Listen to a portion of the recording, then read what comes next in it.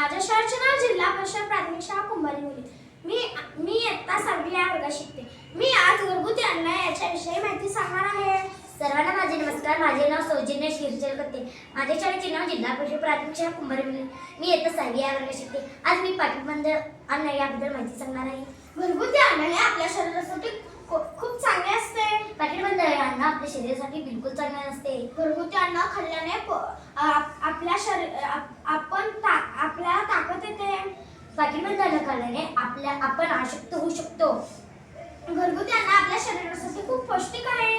आणि पाठीबंद अन्न हे आपल्या शरीरासाठी जरा सुद्धा पौष्टिक नाही. घरगुती अन्नामध्ये मसाला, मीठ याची प्रमाण कमी असते.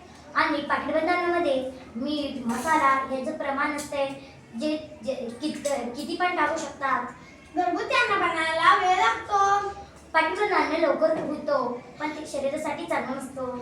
घरगुती अन्न हे गरम गरम असते. पाठीबंद अन्न खूप दिवसाचं असू शकतो. घरगुती अन्न हे आपल्या शरीरासाठी खूप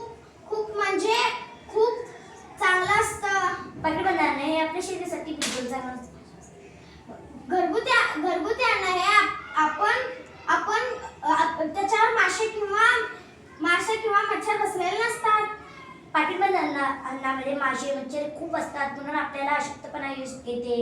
घरगुती अन्नामध्ये आपल्याला खूप पौष्टिक आणि ताकद सुद्धा मिळू शकते. म्हणून आपण कधीही असो घरगुती अन्नच खायला पाहिजे. पाठीबंद अन्न खायचं नाही कोणी सुद्धा. धन्यवाद.